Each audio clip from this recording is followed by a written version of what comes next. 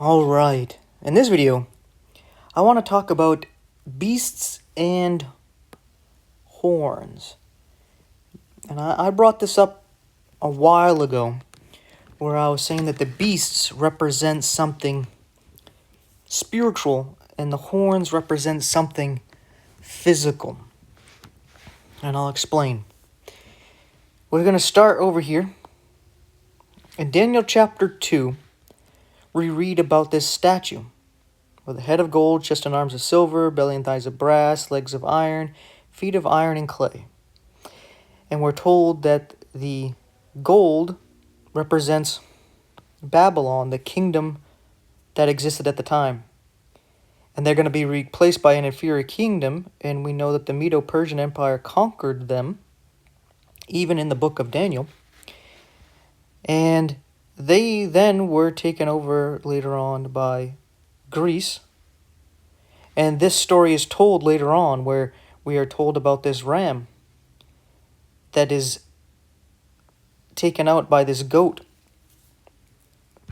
that just doesn't seem to touch the ground as it comes flying at the ram, right?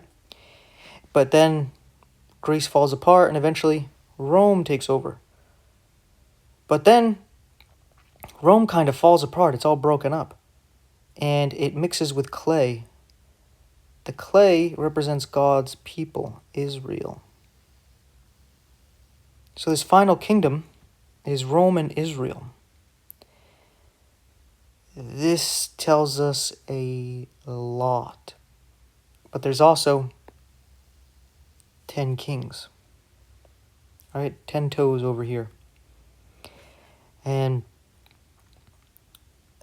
this right here from the statue, this final kingdom, iron and clay, Rome and Israel, we already see it's there, but it's not quite coming together and having this world dominance as of yet, but it's getting there. It is getting there. As we look over in Daniel chapter 7 over here, out of the sea there are 4 beasts that come up. And a lot of times people interpret this to be, again... Oh, this thing shut off on me. Sorry about that. To be, again, a copy of Daniel 2, where they say this is Babylon, this is Medo-Persia, this is Greece, and this is Rome. But I say no, because it doesn't say these beasts come up consecutively. They come up together. And let me just open that up real quick, and I'll read it to you here. Just give me 1 second. I should have had this up. Thank you for your patience. But we come over here to Daniel 7. And it says here at verse 2, Daniel spake and said, I saw in my vision by night, and behold, the 4 winds of heaven strove upon the great sea, and 4 great beasts came up from the sea, diverse one from another. Right? So it doesn't say that, the lion comes up and then is replaced by the bear, and then replaced by the leopard, replaced by the monster. It says 4 beasts came up. Right? It does say the first, the second, the third, and the fourth. But we know these are together because of what we read down here in Revelation chapter 13, where there's a 7-headed beast that comes up out of the sea with a mouth of a lion, the feet of a bear, the body of a leopard, and it has 10 horns.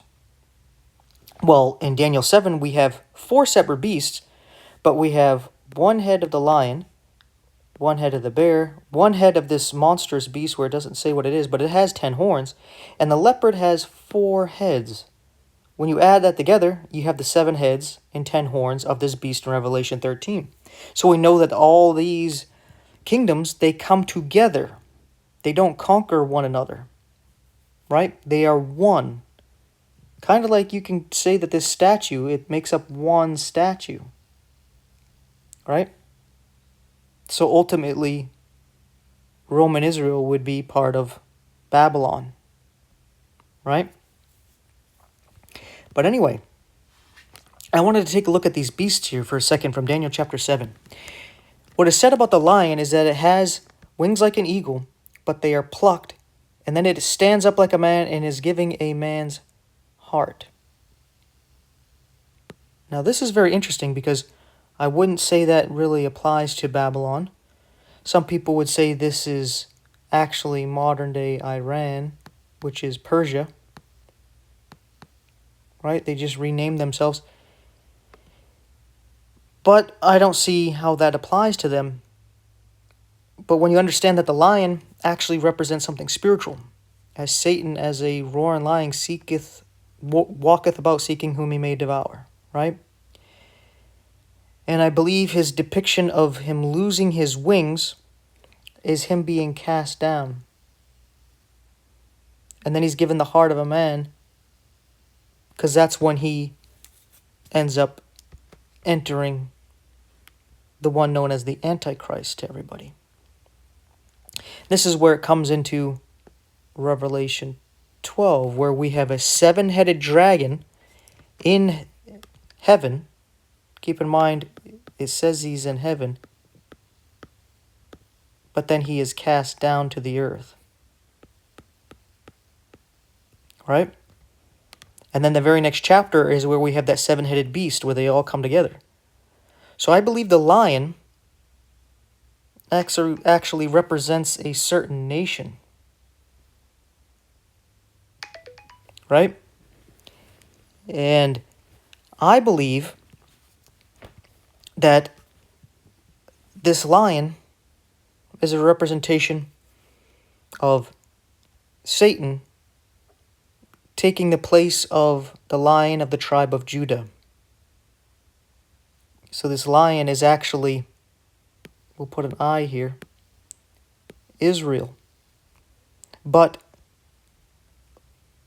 it's after, in Revelation 12, the dragon is cast down after the rapture. So there's a rapture here, right? Rapture. Then we continue down onto this line here. This dragon is cast down. And then, because of that, the lion has its wings removed. Now it's made to stand up on its hind feet like a man. The spirit is coming into the physical. And I believe this is the sixth seal being opened. And that man of sin being revealed. Right? Where some people even think the sixth seal is talking about Jesus going forth conquering and to conquer. No, Jesus returns with many crowns and with the sword of his mouth. This guy comes with one crown and a bow, representing a covenant, like the rainbow, a covenant between God and the earth that he's not going to destroy with a flood again. Right? So I believe this first beast would be Israel. And that's where Israel is the mouthpiece, the head of the nations. Like I was saying, is going to happen. There's probably going to be this World War III. And after World War I, we got the Balfour Declaration to start building Israel as a nation. World War II, after that, Israel was established as a nation. After World War III, Israel is the head of the nations. We're going to have this final kingdom brought into place. And what happened after World War I? We had the League of Nations. What happened after the World War II? We had the United Nations. What happens after World War III? We got the iron and clay completely come together. So let's just put WW3 brings that about. I believe the rapture happens. There's war in heaven. Like we read in Revelation 12, the man-child's caught up. There's war in heaven. The man-child being Jesus, the whole body of the church caught up. War in heaven. The beast is cast down. There's war here on earth. Then the beast comes up out of the sea. The lion, I believe, is Israel. That's what I believe it is now. It's the Antichrist coming in, claiming to be the Lion of the tribe of Judah. The return of Jesus Christ, the Messiah. Right? So he comes in there, And that just leaves, who are the rest of these things, these beasts here? Well, what I started noticing when I was talking about this other video, that I'm not sure if I posted it before this one or not, because I still have it on the tablet here. I haven't uploaded it yet. Where I was talking about nationalist, socialist Germany there. I want, you know who they are. I'm going to call them National Socialists, but certain words sometimes get flagged, so I'm not going to say what they are. But you know what these people are. We can put, what I was saying in the video, white power there, because what we see going on in North America and Europe, and I guess maybe to some extent in Australia, I'm not sure about over there, is they're creating this, I don't know what to call it. They're creating a problem reaction solution, right? There's a solution that they want you to accept, but you won't accept it unless they cause a problem, which is basically demonizing white people. Like in America, there was a thing going on, starting to slow down, I think, about straight white men are the problem. And in Europe, there's even news about in England how the courts are going to judge white men harsher than the other people now. Very weird stuff, right? And we see this mixing going on in Europe and America, where it's like a leopard, right? A white belly with yellow fur and black spots. And why does it have 4 heads? Because the whole point of what I was just saying here is I believe they're trying to push to recreate the Fourth Reich. Hitler was the Third Reich, right? He was the third head of that leopard beast, right? And he had actually divisions in his military of pure Muslim soldiers. Very strange, but he had that. Now the 4th head is going to come up, and I believe it's starting to come up right now. The Fourth Reich, they're preparing it to come up by creating the problem of, to irritate the white people, to get them to clump together to form this thing all over again that was formed to get World War II going. Right? Now, that leaves us the bear and this monster. Some people refer to it as a dragon.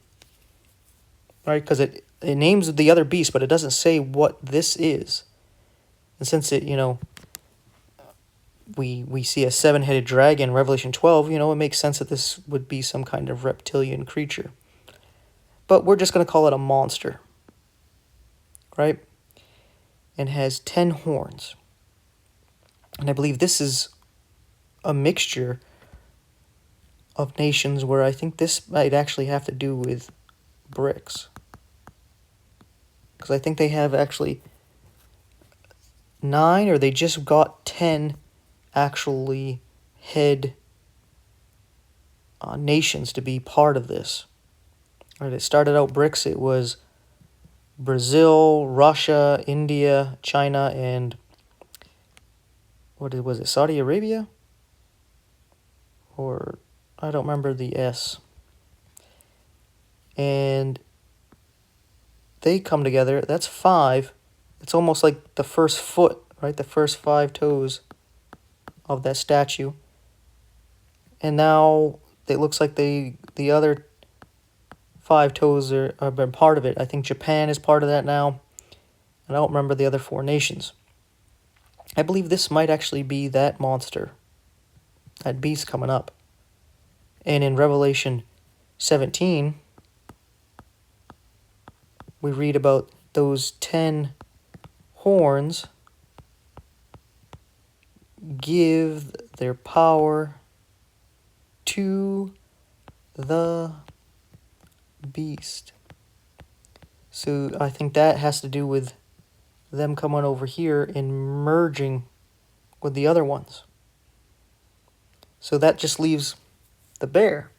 Now, a lot of people think of Russia, and it makes sense, right? This bear is raised up on one side, and it goes forth devouring. And Russia is already trying to conquer land right now, and its population is way over to the west, to the east of its country. There's not many people, so it's like it's raised up on one side. You can even say it's a mixture of Russia and China, where it's raised up on one side because China has way more of a population, and they're also use a bear as to represent their nation, right? That makes some sense, because we know that they have a big part of the army, so the bear is said to be the feet of this beast when it comes together, right?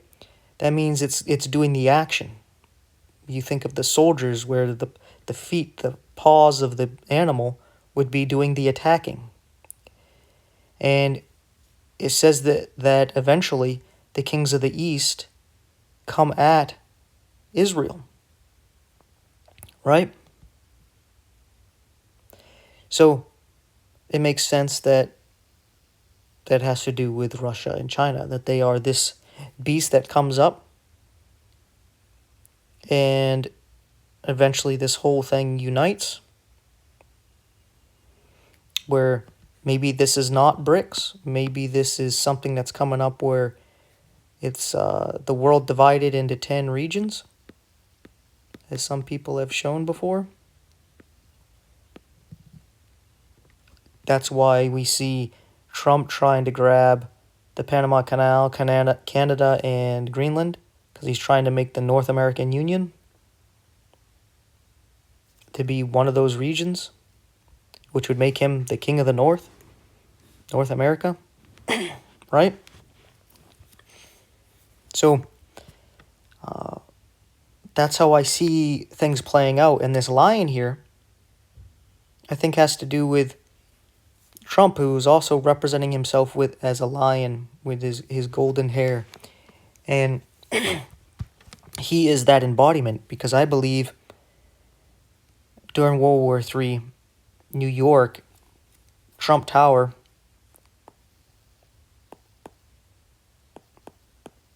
is going to get demolished. And in the book of Daniel, we read about the abode of the Antichrist is destroyed. Then he moves to the promised land. And Trump says that he is a builder. He wants to build a third temple, and he'll build his own place there. He already moved the embassy of America to Jerusalem. So he's already saying some bold things. He has a 99% approval rating in Israel, and already said he would like to run for politics in Israel. Because you see, Israel is a combination of Rome with it, or Europe, the West, because it says we have no king but Caesar. So they're going to accept the false lion. And I think Israel might be that beast that has come up out of perdition, because it was destroyed, right? It was completely destroyed. Their nation was destroyed, with their language and their currency, their temple, their religion. But they're all back. The nation is back. The language is back. The religion is back. They're bringing back the temple. It's as if they come out of the abyss, out of the bottomless pit. They received a deadly wound, and it has healed. And I believe this also represents the woman, the harlot, because the mouth of the beast is the lion. And it's the woman who is going to be riding the beast. And I believe that's the harlot. The harlot of Revelation 17 and 18. I believe has a lot to do with that, because Israel is like intertwined with America. I know a lot of people look at it, America as the harlot, and I see that as well. Like New York City, perfect example of being the harlot, run by a lot of Jews.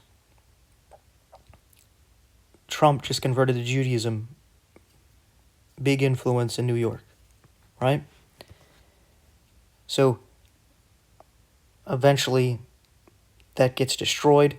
Everything moves over to the actual state of Israel, I believe Trump goes over there, and that's going to, at the end of World War III, Israel's the head of the nations, the mouth speaker of this great beast.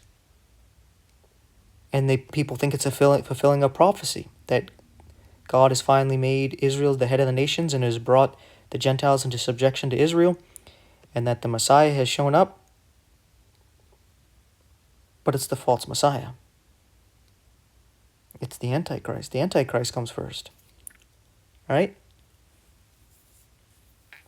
And I'm starting to see how this all plays together now. Right? I believe this harlot is a mixture of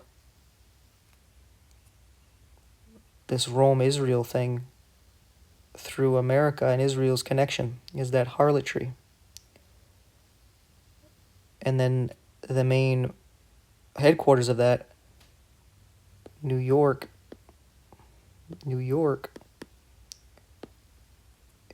is this in this destruction here at the Rapture,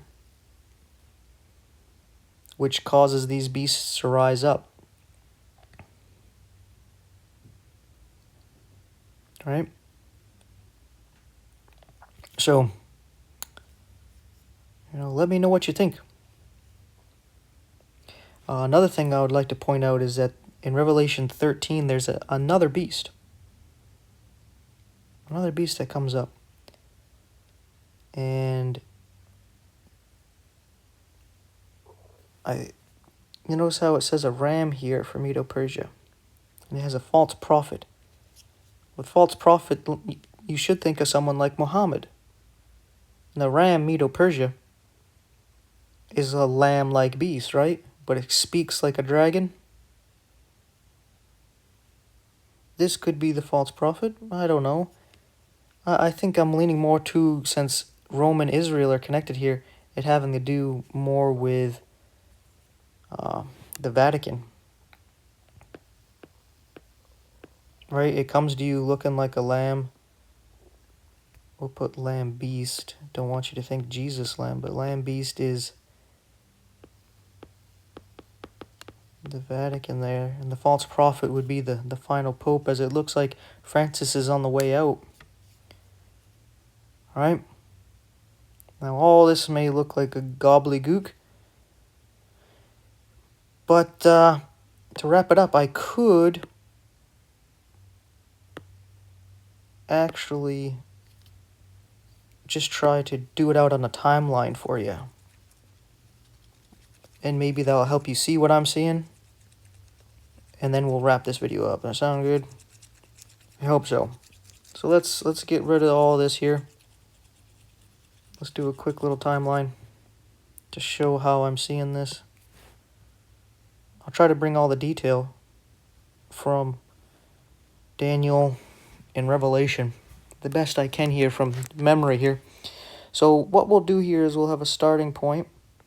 We'll say rapture of the church.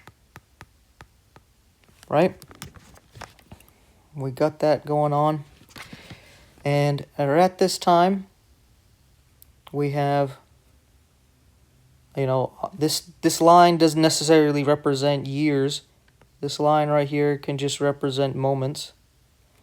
But at this time, at the rapture, we also have war in heaven. But also on earth, what we'll see is World War III. We'll see New York destroyed. And this, in turn, causes the dragon to be cast down. Right?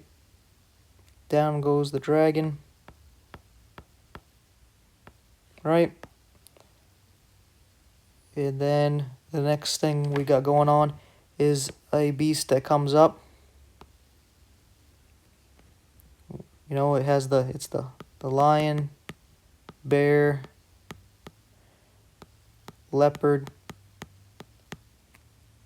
and I'll put monster again. They all are joined. They already seem to be come up already, right? but they joined together at the end of World War III there. And the lion, the mouthpiece, is the head, right? They're speaking for the beast.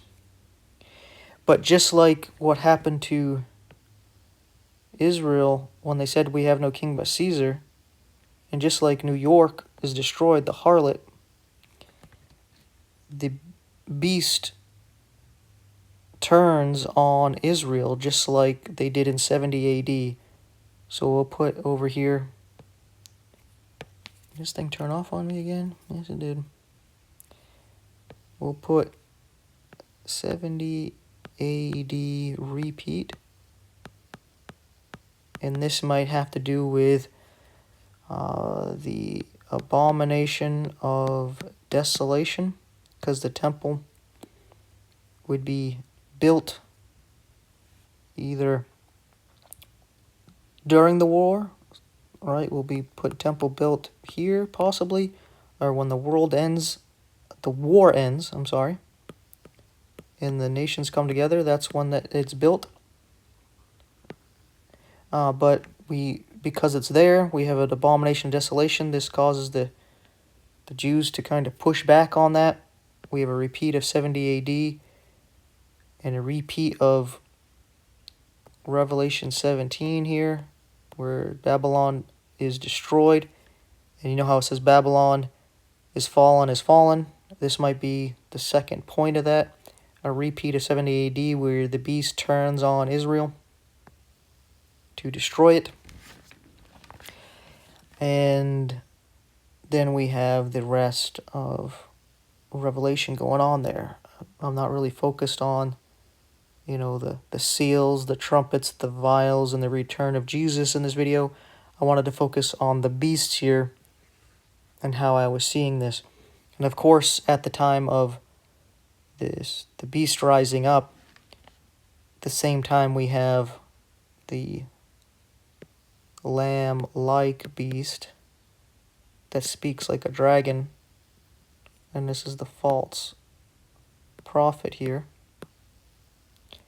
rising up at the same time to bring support for this new world order, right? Saying, oh yeah, the false prophet, the Messiah is back, right? To worship the beast that received a deadly wound in his back. And I believe this whole thing here, ultimately the deadly wound that is healed, is the pre-flood kingdom, where everybody spoke one language and came together to build their Tower of Babel, to try to break into heaven, to war against heaven. This is the unity to fight against heaven, because Jesus is returning at the end of this timeline here, right? Because what happens to that statue, the feet? We can put up some feet here. All right, this is the feet. Jesus is the rock cut without hands, comes, hits the statue, destroys the whole thing. The iron and the clay here. Destroys that kingdom when he returns. So they're already trying to build it together here to prepare to fight against him. And the ultimate beast that comes up out of the sea is out of the flood, because it's in the days of Noah. Right? That's how it's going to be. Where angels mixing with man, angel mixing with animal, man with animal, and of course with technology, with machine, and all mixing together gets confusion. All flesh is corrupted. We got the mark of the beast, right? They're trying to get everybody into this system to fight against this, just like you see in the movies about the asteroids. And we have to come together as a world, right? Russia and America and China, Japan, and all these nations, we have to come together and send people up in a rocket to land on the asteroid and destroy it before it even gets to the Earth. Well, what they're basically telling you in that story, that you're rooting for them to do this, is that this is Jesus, this asteroid that's coming, And they want to destroy it before it gets here because if it hits, it's going to destroy them. This is the prophecy, and they're trying to intercept it. And they're trying to get you to side with it, with their plans, with these movies like... Man, I can't remember the names of them now. What was that one with Bruce Willis? Was it Impact, Sudden Impact, or is that a different one? I don't remember. Armageddon, Judgment Day, something like that. And they're trying to get you to support the idea of going there and destroying the asteroid, fighting against Jesus. Right? And that's what they're trying to do here. They're trying to prevent the judgment. Kind of like when they were building their tower. It was because a flood happened. They're trying to be like, okay, well, if it happens again, we're going to be above the flood this time, right? And it's also a depiction, obviously, of self-righteousness, as if they deserve to be into heaven. You know, Satan saying he's going to raise his throne above the sides of the north and to be like the Most High. Right? And he's getting a lot of people to buy into this. So, with all that being said, I know we throw a lot at you. Thank you for watching. If you enjoyed the video, please pray to our Heavenly Father real quick that He keeps me going and keeps this ministry growing, at least long enough until He comes and gets us. Just an amen in Jesus' name to that should be all I need. But if you want to help us some more, please like, subscribe, hit the bell icon, share the video, share the channel, interact in the comment section. These things help. And if you want to and you're able to, there's 4 ways you can support financially in the info box below. If you could do so, that would be greatly appreciated. I'm in tough times, but I know we all are in tough times. So it's only if you're able to, you know, God will provide in some way. And if anything, if I'm not able to keep going and keep doing this, at least pray that these videos stay up, that maybe people download them or people get inspired by them where they start doing their own videos, their own articles, and their own preaching, learning from this, and maybe even getting advanced revelation from this, and going out and helping others and continue to feed the sheep, that the bread may multiply and it may feed untold thousands, millions, billions, just like the couple loaves did from the little boy, right? So with all that being said, thank you for watching. Take care, and I'll see you in the next one.